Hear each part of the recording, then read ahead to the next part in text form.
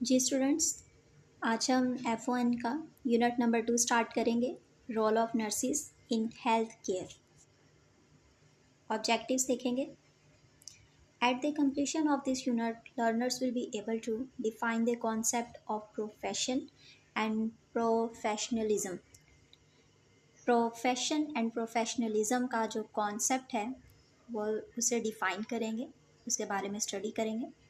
Highlight the characteristics of a profession. Profession की जो characteristics हैं यानी खसूसियात हैं उसे देखेंगे। हाईलाइट का मतलब है यानी नुमाया तौर पर। Explain the role and responsibilities of the professional nurse. एक प्रोफेशनल नर्स की क्या रिस्पॉन्सिबिलिटी है, उसका रोल क्या है यानी उसका किरदार क्या है। Profession. Our profession has been defined as an occupation that requires extensive education or a calling that requires special knowledge, skill and preparation. Profession एक ऐसा पेशा है जिसके अंदर हम तालीम हासिल करते हैं, अपने नॉलेज को बढ़ाते हैं, अपने स्किल्स को बढ़ाते हैं एंड प्रेपरेशन। ठीक है। A profession is generally distinguished from other kinds of occupations by। एक जो प्रोफेशन है वो दूसरे कामों से यानी ये एक प्रोफेशनल है। ठीक है। प्रोफेशन और प्रोफेशनल यानी कि ये जो प्रोफेशन है ये दूसरे आम कामों से इसे अफजल बनाता है। ठीक है। It requirement of prolonged specialized training to acquire a body of knowledge pretend to the role to be performed। जो एक प्रोफेशन है इसके अंदर एक प्रोलॉन्ग्ड यानी एक लंबी सरगर्मी होती है, एक लंबा ड्यूरेशन होता है, एक स्पेशल तरह की ट्रेनिंग होती है जो कि बनाती है बॉडी ऑफ नॉलेज। ठीक है। जैसे कि आप जेनेरिक BSN कर रहे हैं या आप नर्सिंग कर रहे हैं तो इसका लॉन्ग पीरियड है, 4 years 5 years। तो देखें कहीं 5 साल 4 साल एक अरसा होता है। ठीक है। फिर जाके आप लोग एक प्रोफेशनल नर्स बनते हैं। तो ये एक देखें कि पहले सीखा गया है, फिर अप्लाई किया गया है यानी ट्रेनिंग्स दी गई हैं, फिर कहीं जाके एक प्रोफेशनल नर्स बनता है। An orientation of the individual toward service other to a community और टू एन ऑर्गेनाइजेशन। इन सब चीज़ों पर जो कि हमने पहले पढ़ा है कि इसके अंदर एक स्पेशल ट्रेनिंग होती है, प्रोलॉन्ग पीरियड है, उसके बाद ही जाकर जो है वो सर्विस एक पर्सन परफॉर्म करता है कम्युनिटी के अंदर, ऑर्गेनाइजेशन लाइक उसकी एक परफॉर्मेंस जारी होती है। ठीक है। ऑन गोइंग रिसर्च यानी उसकी जो रिसर्च है, जो उसके स्किल्स हैं, जो उसका नॉलेज है वो बढ़ता ही रहता है। ठीक है। अ कॉड ऑफ एथिक्स यानी एथिक्स इखलाकियात का एक बंडल है, एक बंच है। ठीक है। जो कि थोड़ा थोड़ा मिलकर एक बंडल बन जाता है। यानी देखें 4 years 5 years की ट्रेनिंग के बाद फिर जाके एक नर्स जो है वो प्रोफेशनल नर्स कहलाता है। एक मुकम्मल तौर पर उसके पास डिग्री होल्डर है, डिग्री मिलती है उसे। ठीक है। ऑटोनॉमी यानी उसके पास राइट्स होते हैं, जो खुद से काम कर सकता है। देखिए जिसने एक 4 साल 5 साल डिग्री हासिल की है तब भी तो जाके उसके पास राइट्स हासिल हुए हैं कि वो कुछ चीज़ अप्लाई कर सके खुद से। अब प्रोफेशनल ऑर्गेनाइजेशन यानी एक काम जो कि कोई आम काम नहीं है बल्कि ये प्रोफेशनल है यानी इसके पास राइट्स हैं, गवर्नमेंट के राइट्स हैं। ठीक है। गवर्नमेंट से अप्रूव्ड उसे डिग्री मिलती है। इट्स मीन कि उसके उस पर साइन होते हैं कि वो असाइंड है कि अब ये इंसान जो है, ये जो पर्सन है, ये एक प्रोफेशनल नर्स है या प्रोफेशनल डॉक्टर है या फर्दर जो भी प्रोफेशनल एजुकेशंस या स्टडीज़ वो हासिल करता है वो एक प्रोफेशनल पर्सन बनता है। प्रोफेशनलिज्म और प्रोफेशनलाइजेशन। ठीक है। इसकी डेफिनेशन आप देखेंगे और ये आपको याद होनी चाहिए। ये वाइवा के दौरान इसका जो डिफरेंस है वो आपसे पूछा जा सकता है। Professionalism refer to professional characters, spirit or methods. It is a set of attributes, a way of life that imply responsibility and commitment।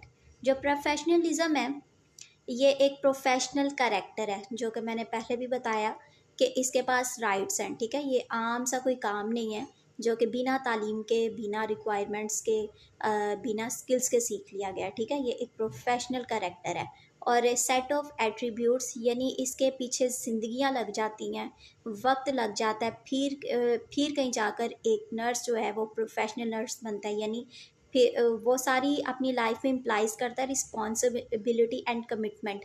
देखें, जो एक नर्स है उसका आम जो टाइम है 8 बजे का है, या फिर हर कंट्री में अपने शेड्यूल के मुताबिक जो भी उसकी रूटीन्स होती हैं, अगर उससे थोड़ा सा अप डाउन होगा तो डेफिनेटली उससे प्रॉब्लम होगी। देखें, जैसे एक पेशेंट है जो यहाँ वहाँ पर मौजूद है, मॉर्निंग टाइम उसे उसकी मेडिसिन होनी है, आफ्टर टाइम और नाइट टाइम, तो डेफिनेटली अगर वहाँ पे नर्स, वहाँ पर डॉक्टर उसके ट्रीटमेंट के लिए मौजूद है, फिर ही जाकर उसके ऊपर इम्प्लीमेंट होगा, उसके ऊपर सर्विसेज जारी होंगी, फिर ही वो रिकवरी की तरफ जा सकता है। ठीक है, तो इस प्रोफेशनलिज्म में वो रिस्पॉन्सिबल होता है और कमिटमेंट करता है अपने प्रोफेशन के साथ।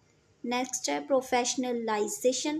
Professionalisation is the process of becoming professional, that is of acquiring characteristics considered to be a professional।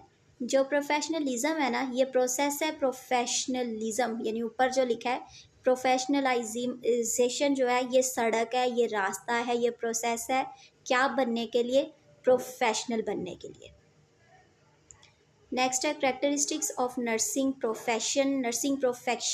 Nursing profession की खसूसियात क्या है? Well defined and well organised body of knowledge, एक ऐसी बॉडी यानी एक ऐसा करेक्टर जिसके पास बहुत ही मजबूत उसके पास ऑर्गेनाइज्ड स्किल्स हैं, उसके पास नॉलेज है। ठीक है, constantly enlarged body of knowledge improves techniques used scientifically based. Continuously मतलब कि एक लंबे अरसे से उसने इस चीज़ की ट्रेनिंग हासिल की है, इस प्रोफेशन की, और मज़ीद साइंटिफिकली बेस्ड जो काम वो कर रहा है उसमें दिन ब दिन इम्प्रूवमेंट आती जाती है, यानी वो अपने पेशे में महारत हासिल करता जाता है। And trust education of practitioners increase education, मतलब कि मज़ीद वो प्रैक्टिस जितनी करता जाएगा वो मज़ीद उसे प्रोफेशनल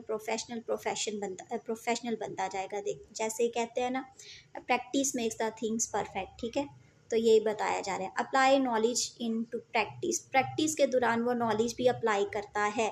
लेट्स सपोज एक पर्सन को आईवी करनी है, तो अगर हमने आईवी के बारे में एजुकेशन हासिल की है, हमें पता है कि ये वेन के अंदर ड्रेनेज के लिए होती है, वेन के अंदर एक पाथ के लिए होती है, लाइक ड्रिप सेट के लिए, ड्रिप के पाथ के लिए होती है। तो अगर हमें उसका नॉलेज ही नहीं है, ठीक है, फॉर द पर्पस, एक अनप्रोफेशनल पर्सन की तरह बस हम घुसेड़ देंगे, डाल देंगे, लेकिन हमें इसका पर्पस नहीं पता, इसका मकसद नहीं पता, तो फिर ये तो कोई लाइक प्रोफेशनल पर्सन नहीं होगा। ठीक है, जिसने आईवी हासिल की, सॉरी, आईवी की प्रैक्टिस की है, उसके पास इसके बारे में नॉलेज भी है। ठीक है, provides freedom of action and opportunity for continuous professional growth and economic security। उसके पास, एक प्रोफेशनल पर्सन के पास, यानी एक प्रोफेशनल नर्स या एक प्रोफेशनल डॉक्टर के पास ये फ्रीडम होती है, यानी आज़ादी होती है, अपॉर्चुनिटी होती है कि वो अपने प्रोफेशनल ग्रोथ में आगे बढ़ता जाए, मज़ीद प्रैक्टिस करता जाए और तरक्की करता जाए, और उसे उसी तरीके से नॉलेज हासिल होता रहे। करेक्टरिस्टिक्स ऑफ प्रोफेशनल नर्स, ये जो करेक्टरिस्टिक्स है ये आप देख लें, जो जब आप वाइवा के दौरान जाएंगे तो आपसे जो एग्जामिनर है वो ऐसे पूछ सकता है, चंद एक करेक्टरिस्टिक्स बताओ प्रोफेशनल नर्स की, तो ये आपने फिंगर टिप्स पे याद कर लेनी है। जैसे ही आप बताएंगे ना एक दो, तो फ़ौरन से वो नेक्स्ट उसका क्वेश्चन ये होगा, लेट्स सपोज आप ऑर्गेनाइज्ड की बताते हैं करेक्टरिस्टिक, अडेप्टेबल, केयरिंग, तो वो फ़ौरन से बताएगा, पूछेगा इसकी डेफिनेशन क्या है। ठीक है, तो ज़रूरी है कि इन सब की डेफिनेशन भी आपको आती हो। ठीक है, इसकी करेक्टरिस्टिक्स में है केयरिंग, यानी ख्याल रखना, एम्पैथेटिक यानी रहम दिली के साथ, compassionate, organised, emotionally stable, adaptable, critical thinker, knowledgeable, competence, good communicator. ठीक है, यानी ऑर्गेनाइज्ड, कंपेशनेट, मतलब कि ये इस चीज़ एक ऑर्गेनाइज्ड सिस्टम के साथ काम करती है, इमोशनली अटैच होती है, अडेप्टेबल होती है, कुछ चीज़ों को अडॉप्ट कर सके मज़ीद, यानी एक पेशेंट की रिकवरी में क्या क्या प्रोसेस फर्दर इस्तेमाल होंगे, ये सब फॉल्ट्स वो रखती है। यानी professional nurse nurse knowledge able, उसके पास नॉलेज है हर एक काम का, ठीक है। कॉम्पिटेंस यानी वो compete करती है काम को। गुड कम्युनिकेटर यानी वो, उसके पास ये भी एबिलिटी है कि वो एक अच्छा कम्युनिकेट यानी अच्छे तरीके से बात करने की सलाहियत जो है, बात करने का जो हुनर है, वो भी एक प्रोफेशनल नर्स के पास मौजूद है।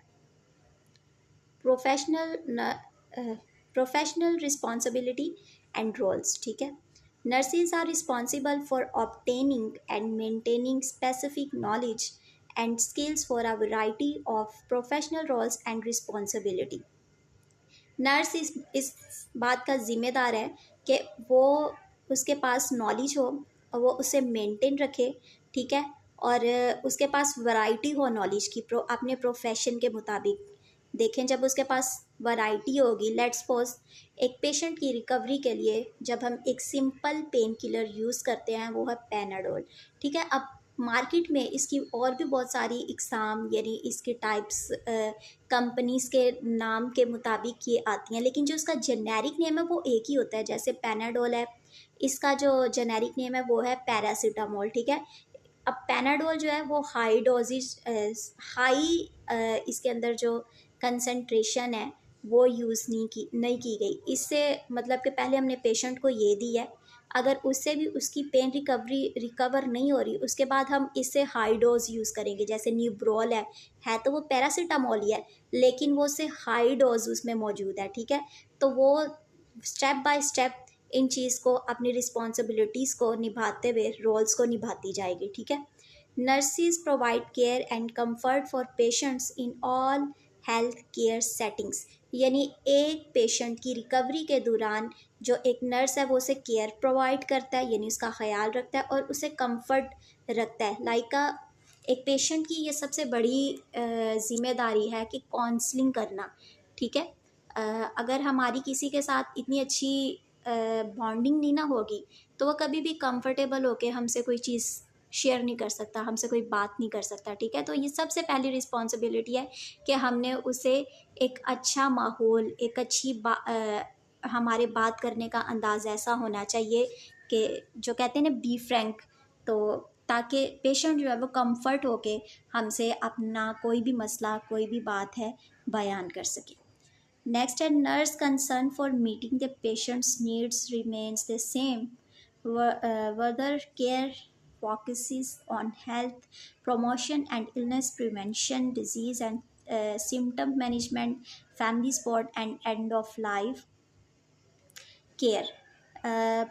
इससे मुराद ये है कि नर्स को इस बात का ख्याल होना चाहिए कि पेशेंट को उसकी जो नीड्स हैं वो फुलफ़िल हो रही हैं कि नहीं, ठीक है। जो वक्त के साथ चेंज भी होती रहती हैं डेफिनेटली। देखिए, अगर पेशेंट अंडर ऑब्जर्वेशन है, अनकॉन्शियस है, तो हमने उसके ऊपर अप्लाई किया मेडिसन, जो भी प्रोसीजर अप्लाई किया है, लेकिन उसके बाद क्या है कि जैसे ही पेशेंट रिकवरी की तरफ आता है, थोड़ा उसे होश आता है और वो एबल है कि बातचीत कर सके, तो उसकी फ़र्स्ट प्रायोरिटी क्या होगी, वो अपनी फैमिली को याद करेगा। तो वो अपनी फैमिली से मिलना चाहता है, अपने स्पाउस से, अपने चिल्ड्रन से। तो क्या उसकी कंडीशन आया है कि नहीं, आया उसकी कंडीशन ये है कि वो किसी से बातचीत कर सकता है, तो उसकी नीड्स के मुताबिक उसे वो ज़रूरियात प्रोवाइड करना, उसका ख्याल रखना, ये भी एक प्रोफेशनल नर्स की ज़िम्मेदारी है। Roles and responsibilities of the nurse. Care giver यानी वो केयर प्रोवाइड करती है। कम्युनिकेटर जो कि अपने तफसील से बहुत अच्छे तरीके से ऊपर पढ़ा कि वो कम्युनिकेट करती है, यानी बातचीत करने का हुनर है उसके पास, ठीक है। Teacher and educator, client advocate, counsellor, change agent, leader, manager, research, consumer, expanded care roles, ठीक है। ये जो नर्स की रिस्पॉन्सिबिलिटीज़ और रोल्स हैं, अब इनकी फ़र्दर हम जो डेफिनेशन है वो सीखेंगे। ये आपसे एग्जामिनर पूछ सकता है कि कोई भी एक रोल एंड रिस्पॉन्सिबिलिटीज़ जो नर्स की है वो बताओ, तो आपने ये बता देनी है, ये याद कर लीजिएगा। सबसे पहले है care giver. The caregiver role has traditionally included those activities that assist a client physically and psychologically, which while preserving the client's dignity. ये रवायती बात है और रवायात से जारी है कि केयर गिवर के दौरान क्लाइंट की फिज़िकली और साइकोलॉजी के मुताबिक उसे केयर प्रोवाइड करना, यानी फ़िज़िकली उसे क्या नीड है या मेंटली यानी उसकी कंडीशन कैसी है, वो क्या कहना चाह रहा है, वो कैसा फ़ील कर रहा है, ये सब एक केयर गिवर मतलब कि हमारी रिस्पॉन्सिबिलिटीज़ में शामिल होता है। जैसे अगर पेशेंट को सर्दी लग रही है या उसे गर्मी लग रही है तो उसके मुताबिक उसके क्लॉथिंग चेंज करना या रूम का डेकोरम चेंज करना, ये हमारी ज़िम्मेदारी है। इसके अलावा वो इमोशनली अंदर से कैसा फ़ील कर रहा है ये भी केयर गिवर में मौजूद है, यानी हमने इमोशनली भी उसे उससे अटैच होना है, यानी इमोशनली भी उसकी काउंसलिंग करनी है।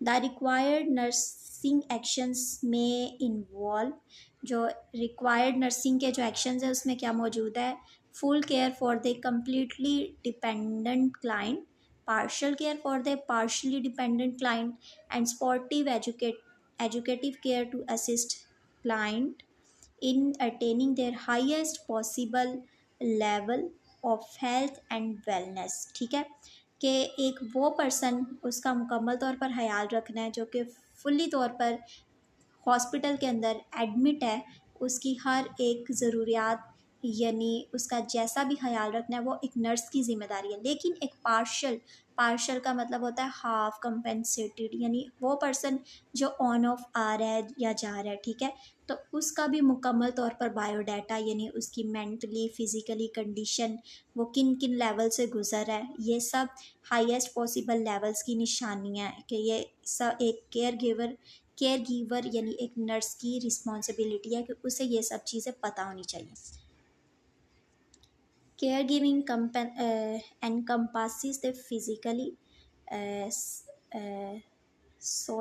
psychosocial, developmental, cultural and spiritual levels। Next है communicator।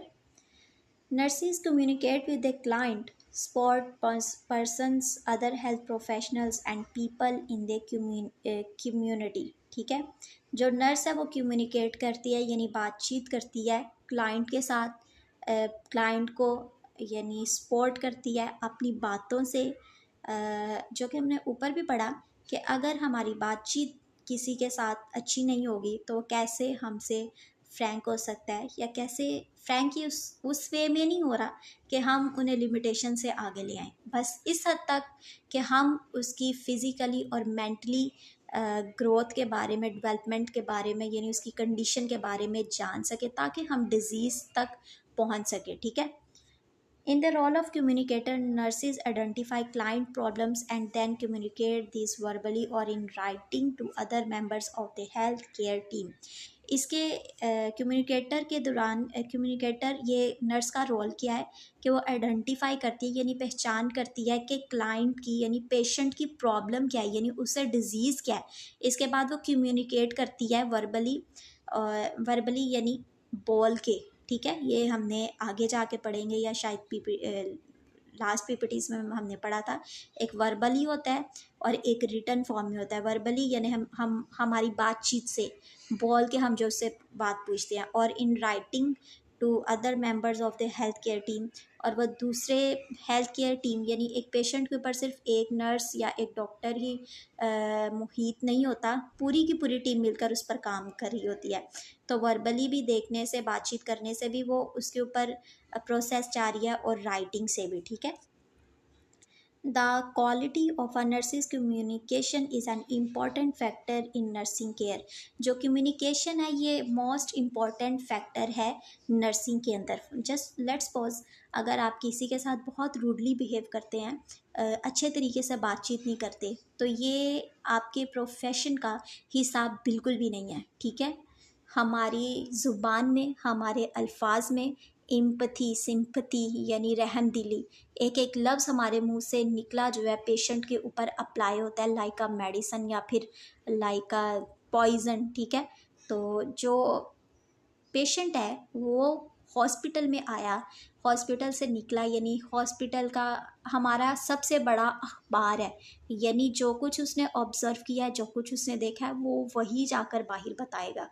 ठीक है, तो हमारे हर एक एक्शन में, हर एक परफॉर्मेंस में ये बात याद रखनी है कि हम यहाँ पर खिदमत करने आए हैं। नर्स का सबसे बड़ा काम, ये जो प्रोफेशन है ये सारी है ही खिदमत है, ये किसी इनकम का, किसी और बड़े इनाम का सोर्स नहीं है। बेशक आज के दौर में एक नर्सिंग का प्रोफेशन जो है ये बहुत ज़्यादा तरक्की कर चुका है, आपके आगे पूरा वर्ल्ड खुला है, आपके पास ढेरों अपॉर्चुनिटी है, लेकिन आप इसका जो मेन पिगमेंट है, जो मेन काम है, वो कभी नहीं भूलना कि ये एक खिदमत है। ठीक है,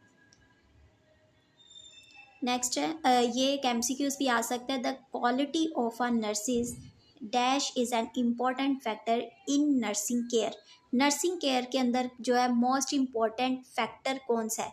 तो कम्युनिकेशन है, इसके साथ वो कोई और भी चंद एक दे सकता है। तो आपने आइडेंटिफाई करना है कि कम्युनिकेट करना, यानी बातचीत जो है ना, ये एक मेन फैक्टर है नर्सिंग केयर के अंदर। ठीक है, next are the nurse must be able to communicate clearly and accurately in order for a client's healthcare needs to be met। यानी कि जो नर्स की गुफ्तगू है, वो जो बातचीत है, जो उसके अल्फाज हैं, वो मुकम्मल तौर पर क्लियर होने चाहिए। मेट यानी मिलने के लिए, कि डिज़ीज़ पेशेंट की डिज़ीज़ से मिलने के लिए, लाइक उसकी डिज़ीज़ को आइडेंटिफाई करने के लिए। लेट्स सपोज एक पर्सन है और उसे हम लैंग्वेज नहीं समझ आ रही, इंग्लिश लैंग्वेज, हम लेट्स सपोज हम इंग्लिश में कुछ बात कर रहे हैं और उसे समझ नहीं आ रही, तो क्या वो बात कर सकेगा? या ये है कि उसे पंजाबी समझ आती है और हम उर्दू में बात कर रहे हैं या हम इंग्लिश में बात कर रहे हैं, तो जो पेशेंट है ना, हमने उसकी सतह पर आकर, उसके मद्दे मुकाबिल आकर बात करनी है। जो लैंग्वेजेस होती हैं, लेट्स सपोज दुनिया में कितनी सारी लैंग्वेजेस हैं, Spanish, English and different different etcetera etcetera. तो जो लैंग्वेजेस होती हैं, इनका सबसे मेन पर्पस, मेन मकसद जो होता है वो होता है कि to convey your message to the next person. ठीक है, दूसरे इंसान तक अपनी बात को पहुंचाना। तो अगर आप दूसरे की बात समझ नहीं पा रहे हो, या वो आपकी बात को समझ नहीं पा रहा, तो फिर लैंग्वेज का क्या मकसद हुआ? ठीक है, तो वो जैसी लैंग्वेज समझ रहा है, जैसे अल्फाज वो समझ रहा है, आपने वैसी ही लैंग्वेज उससे यूज़ करनी है, ताकि वो अच्छे तरीके से बातचीत कर सके। कम्युनिकेशन के लिए ये मेजर फैक्टर है कि उस अपनी बात क्लियरली पहुंचाई जाए। Teacher and educator. As a teacher, the nurse helps client learn about their health and their health care procedures they need to perform to restore or maintain their health। ठीक है, as a teacher जो है ना,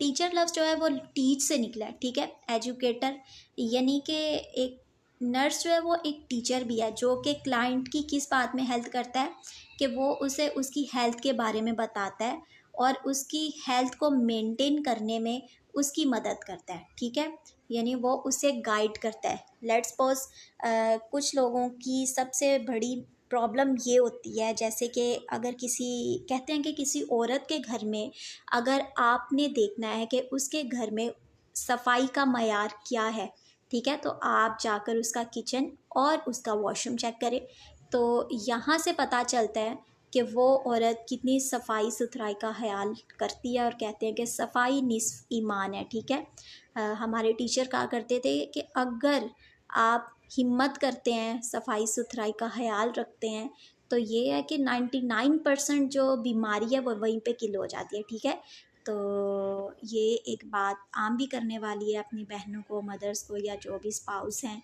friends हैं, कि सफाई सुथराई का बहुत ज़्यादा ख्याल रखा जाए। और यहीं से जो बीमारियां हैं तश्कील पाती हैं, कि अगर हमारे किचन साफ़ नहीं है, हमारे घर में साफ़ सुथराई नहीं है, हमारे घर में डिसिप्लिन नहीं है, तो हेल्थ तो खुद ब खुद ही ख़राब रहेगी। तो टीचर यानी टीचिंग, यानी पेशेंट को, ख़ासतौर पे फीमेल्स को इस बारे में गाइड करना कि सबसे पहले अपने घर में खुद ही डॉक्टर बन जाएं, खुद ही अपने घर का ख्याल रखें, तो 99% ये चांसेस हैं कि डिजीज़ नहीं होंगी। ठीक है, नेक्स्ट है, as an educator nurse explain concepts and facts about health, describe the reason for routine care activities, demonstrate procedures such as self-care activities, reinforce learning or patient behavior and elevate the patient's progress in learning। फिर वही चीज़ें जो कि मैंने बड़े अच्छे से बता दिया है कि नर्स क्या करता है, एजुकेट करता है, क्या बताता है, concepts and facts about health के बारे में, ठीक है। रूटीन केयर एक्टिविटीज़ जो कि मैंने बताया कि घर में रहते हुए हमारी रूटीन्स क्या है, हमारे घर की सरगर्मियाँ क्या है, हमारे घर में कितनी सफाई सुथराई का ख्याल रखते हैं, ये सब चीज़ें अप्लाई होती हैं पेशेंट पे, ठीक है। नेक्स्ट है client advocate. A client advocate acts to protect the client, यानी क्लाइंट और यानी क्लाइंट एडवोकेट जो है ना, यानी एक पर्सन जो कि बीमारी से लड़ रहा है, ठीक है, बीमारी में से गुजर रहा है। लेट्स सपोज एक पर्सन है, उसे माइग्रेन है, ठीक है। अब डॉक्टर क्या कोशिश कर रहा है, उसकी कीमो चल रही है, डॉक्टर मेडिसिन्स जारी हैं उस पर, उसके चेकअप्स हो रहे हैं, लेकिन ये सब चीज़ें भी ज़रूरी हैं, लेकिन सबसे पहले ज़रूरी क्या है, माइग्रेन चूँकि ब्रेन से रिलेटेड है, तो सबसे पहले ये बात है कि उस पर्सन का स्ट्रेस ख़त्म किया जाए, ठीक है। आया उसे कौन सी बात परेशान कर रही है, घर में जो उसका कंफर्ट है, घर में जो उसका जोन है उसे कंफर्ट रखा जाए, लाइक उसे ऐसी चीज़ों से दूर रखा जाए जिससे उसे इरिटेशन होती है, जिससे उसे परेशानी होती है, ठीक है। शोर शराबा घर में नहीं होना चाहिए, उसकी रूटीन खाने पीने की एकदम से मेंटेन होनी चाहिए कि ऐसे पर्सन को एनर्जी की, यानी उसका हेल्दी होना बहुत ज़रूरी है, ठीक है। तो ये सब चीज़ें जो होती हैं ये घर से ही होती हैं, ठीक है। In this role the nurse में represent the clients need and wishes to other health professionals such as relying the client's request for information to the health care provider, ठीक है।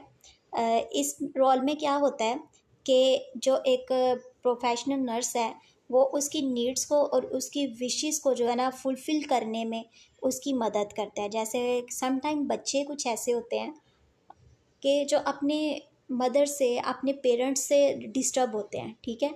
लाइक अगर पेरेंट्स जो हैं अपने बच्चों के सामने शाउट करते हैं एक दूसरे पर, घर की रिस्पॉन्सिबिलिटीज़ को, यानी घर के मामलात को अपने बच्चों के सामने डिस्कस करना, लड़ाई झगड़ा करना, तो ये सब चीज़ें जो है इम्पेक्ट करती हैं, असर डालती हैं आपके बच्चों पर, ठीक है। वो कहते हैं कि इंसान देखकर ही सीखता है, ठीक है। मैन मॉडल्स द सोसाइटी, यानी अपनी सोसाइटी से, मतलब कि एक मेलन को देखकर दूसरा मेलन रंग पकड़ेगा, ठीक है। तो जो जो आज आप करते हैं अपने बच्चों के सामने, वो ही डेफिनेटली आपके बच्चे करेंगे। तो ये होता है कि बच्चे जो होते हैं वो डिस्टर्ब होते हैं अपने पेरेंट्स से, और वो उन चीज़ों को, उन बातों को एक्सप्रेस नहीं कर पाते उनके बारे में कि आप हमें डिप्रेस कर रहे हैं या हम इन चीज़ों से परेशान हैं, ठीक है। तो फिर उन चीज़ों में एक जो नर्स है और एक डॉक्टर है वो मावन साबित होता है, ठीक है। जैसे पेरेंट्स आएंगे या स्कूल का जो टीचर होता है वो भी पेरेंट्स की काउंसलिंग करता है कि ये सब चीज़ें परेशानी क्रिएट कर रही हैं, ठीक है। They also assist clients in exercising their rights and help them speak up for themselves. ये ज़िंदगी के राइट्स के ऊपर काम करता है और इस बात पे हेल्प आउट करता है कि them and help them speak up for themselves, कि वो अपने राइट्स के लिए, अपनी ज़िंदगी के लिए गुफ्तगू कर सके, बात कर सके, कदम बढ़ा सके, आगे बढ़ सके। काउंसलर, काउंसलर लफ्ज़ काउंसलिंग से निकला है, ठीक है। काउंसलर यानी रहनुमाई करनी, काउंसलिंग मतलब रहनुमाई करना, और काउंसलर कहते हैं रहनुमाई करने वाला, ठीक है। और एक नर्स, प्रोफेशनल नर्स जो है उसकी एक खसूसियत ये है कि वो काउंसलिंग भी करता है, वो एक काउंसलर भी है, ठीक है। You should feel proud.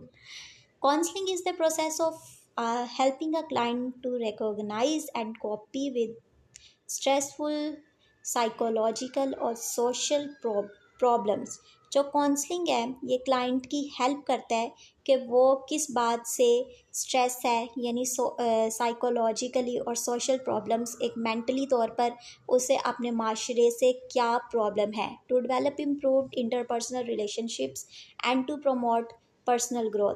यानी कुछ रिलेशनशिप्स में बहुत ज़्यादा प्रॉब्लम्स क्रिएट होती हैं, तो फिर वो एक प्रोफेशनल नर्स जो है वो पेरेंट्स यानी उनकी, एक कपल की मुकम्मल तौर पर रहनुमाई करता है, उनकी काउंसलिंग करता है कि आपके दौरान, आपके रिश्ते के दौरान ये बिगाड़ आ रहा है, तो उन चीज़ों को सॉर्ट आउट किया जाए। और उनकी पर्सनल ग्रोथ में भी जो काउंसलिंग करना ये एक प्रोफेशनल नर्स का काम है। It involves providing emotional, intellectual and psychological support.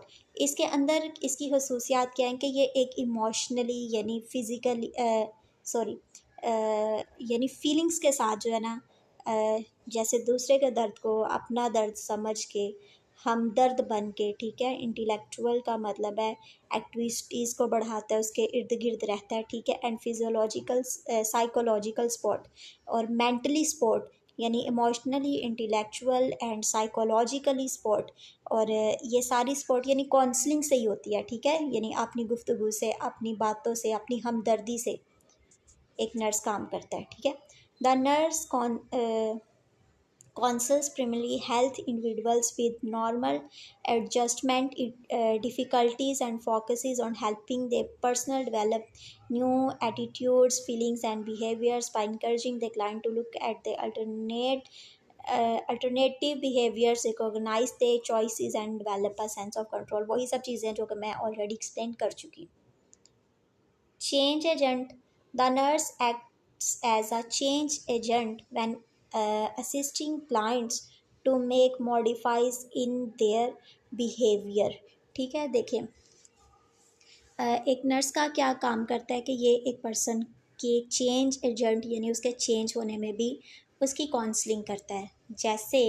जैसा कि कुछ लोग होते हैं, जैसे कि मैंने बताया कि किसी को माइग्रेन का इशू है, तो कुछ लोग फिज़िकली नहीं लेकिन मेंटली तौर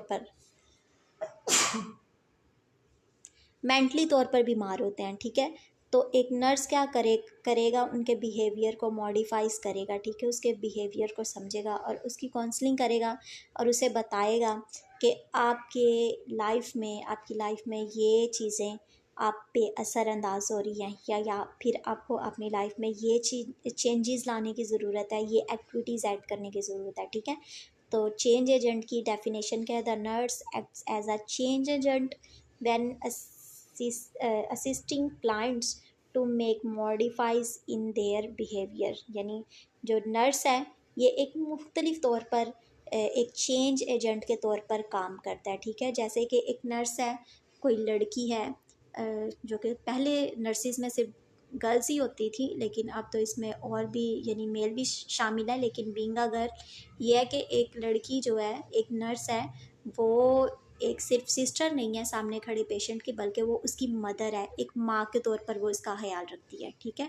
तो वो जब पेशेंट उससे मिलेगा तो उसका इम्पैक्ट यानी वो जो वाइब्स उससे प्रोड्यूस हो रही हैं, उससे निकल रही हैं, वो बिल्कुल रहमंदाना यानी रहम वाली और बहुत ज़्यादा इम्पति वाली, सिंपति वाली, ठीक है। हमेशा ही एक बात याद रखनी है कि नर्सिंग जो प्रोफेशन है, एम्पति, सिंपति, नरम ज़ुबान, अच्छा इखलाक, प्यारे मीठे बोल, आपकी ज़ुबान, ये सब भी चीज़ें पिगमेंट हैं।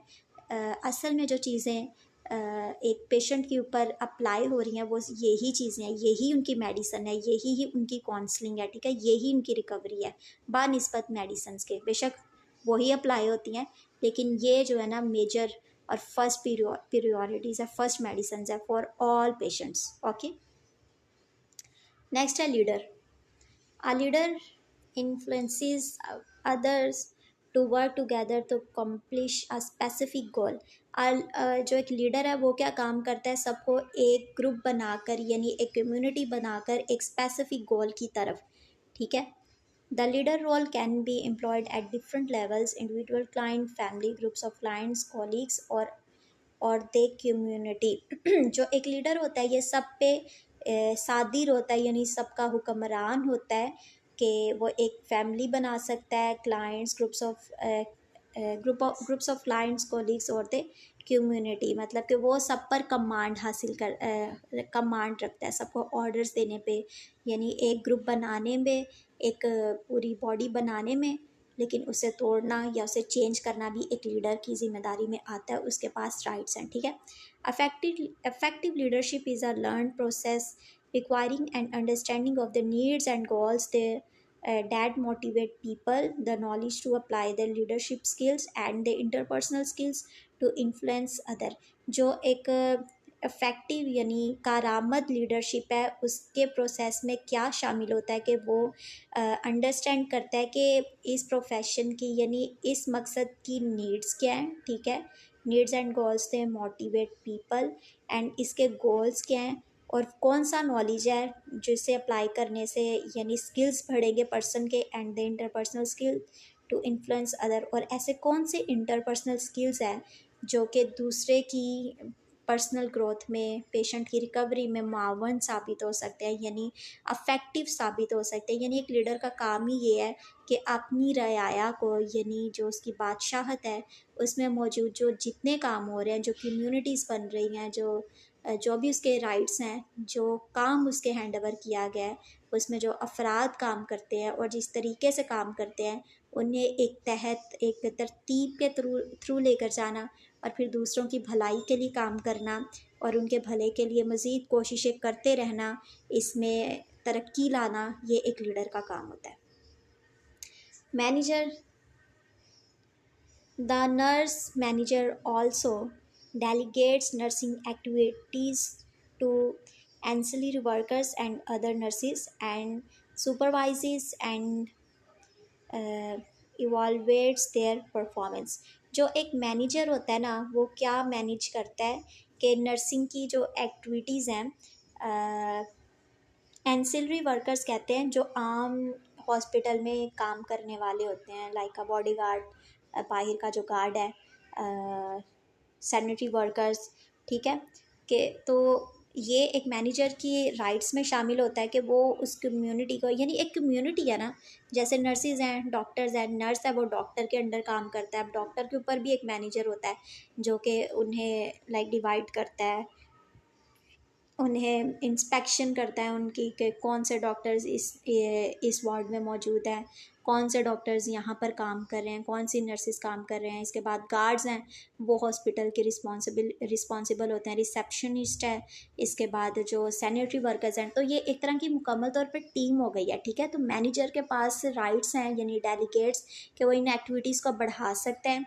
इन ग्रुप्स में रद्दोबदल कर सकता है, इन्हें तोड़ भी सकता है, चेंज भी कर सकता है, ठीक है। नेक्स्ट है managing requires knowledge about organizational structure and dynamics, authority and accountability, leadership, change theory, advocacy, delegation and supervision and elevation, वही चीज़ें जो मैंने अभी भी आपको बताई। नेक्स्ट है research consumer. Nurses often use research to improve client care. जो नर्सिस हैं ये अक्सर यूज़ करती हैं रिसर्च को, ताकि जो क्लाइंट की केयर है, जो क्लाइंट का ट्रीटमेंट है, उसमें बढ़ोतरी आ सके, ठीक है, इम्प्रूव आ सके। In a clinical area nurses need to, एक क्लिनिकल साइट पर यानी हॉस्पिटल साइट पर, यानी जहाँ पर स्किल्स परफॉर्म हो रहे हैं, वहाँ पर नर्सिस की नीड क्या है, have some awareness of the processes and language of research. Nurses को इस बात की नीड है कि वो प्रोसेस के बारे में अवेयर रहें, यानी होश में रहें, और लैंग्वेज ऑफ रिसर्च यानी क्या कर रहे हैं, क्यों कर रहे हैं, कैसे कर रहे हैं और किस लिए कर रहे हैं, ठीक है, ये मेन पिगमेंट्स हैं उनकी रिसर्च के मुताबिक, ठीक है। यानी देखिए, आप कोई काम कर रहे हैं तो करना है तो उसे दिलजोई से करें, अगर नहीं करना तो डेफिनेटली ना करें, अपना भी टाइम वेस्ट नहीं करें, दूसरों का भी टाइम वेस्ट नहीं करें, पेरेंट्स के पैसे भी वेस्ट नहीं करें, ठीक है। तो नेक्स्ट है be sensitive to issues related to protecting the rights of human subjects.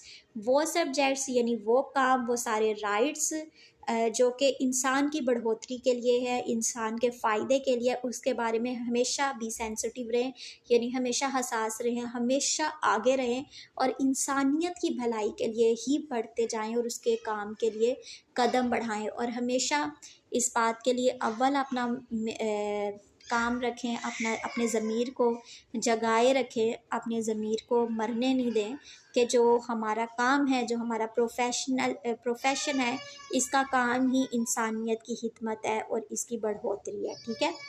Participate in the identification of significant researchable problems. इस चीज़ में हमेशा साबित कदम रहे और आगे बढ़ते जाएं कि कौन सी ऐसी चीज़ें हैं जो कि रिसर्चेबल हैं, यानी कौन सी ऐसी प्रॉब्लम्स हैं जो पेशेंट्स की रिकवरी में आ रही हैं और हमें रिसर्च करने की ज़रूरत है। ठीक है।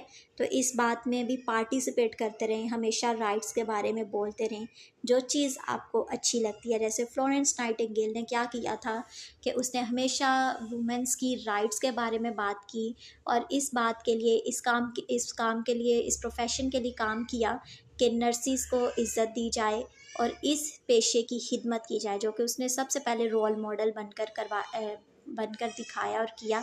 अपनी फैमिली के अगेंस्ट जाके एक राजकुमारी होने के बावजूद उसने इस काम को, जो कि उस वक्त एक नीच छोटे दर्जे का काम समझा जाता था, उसने इसे इज़्ज़त दी। ठीक है। तो इस बात को हमेशा याद रखना है कि दूसरों की बढ़ोतरी के लिए, दूसरों की तरक्की के लिए, बहाली के लिए, जहाँ पर राइट्स बोलने का काम हो वहाँ पे आपने ज़रूर कदम बढ़ाने, पीछे नहीं हटना। नेक्स्ट है be a discriminating consumer of research findings. ठीक है। Expanded care roles, care development, innovations in healthcare, expanding healthcare systems and practice settings, and the increasing needs of patients have been stimuli for new nursing roles। ठीक है। यानी कि nursing के profession के जो roles हैं, इनमें हमेशा किरदार अदा करना है और साबित कदम रहना है और जितना हो सके आपने इस प्रोफेशन की बढ़ोतरी के लिए, तरक्की के लिए, अपने स्किल्स को बढ़ाने के लिए काम करना है। Today, the majority of nurses practice in hospital settings, followed by community based care, uh, ambulatory care, and nursing homes, expanded care settings। बहुत सारी जो नर्सिस हैं ये हॉस्पिटल साइट पर काम करती हैं, प्रैक्टिस करती हैं, किसे फॉलो करती है, कम्युनिटी बेस्ड केयर, यानी कम्युनिटी में मौजूद जो लोगों की हिफाजत है, हिफाजती तदाबीर है, उस पर काम करती हैं। ठीक है। और नर्सिंग होम्स, यानी ऐसे नर्सिस भी हैं जो घर में जाके पेशेंट्स की खिदमत करते हैं, काम करते हैं। ठीक है। ये सब चीज़ें इन्वॉल्व हैं, एक प्रोफेशनल नर्स का काम है और वो करता है। ओके स्टूडेंट्स, ये रेफरेंसेस हैं इस पीपीटी के बारे में। ठीक है। इस लेक्चर के बारे में, और अगर आपको इस लेक्चर से कुछ भी सीखने को मिला हो तो अपना फीडबैक देना नहीं भूलिए। और अगर कोई भी क्वेश्चन हो, मज़ीद आप कुछ और चाह रहे हैं किसी भी सब्जेक्ट के बारे में, किसी भी टॉपिक के बारे में, तो आप कमेंट करके ज़रूर इन सब चीज़ों से इस्तेफ़ादा हासिल कर सकते हैं। Thank you very much.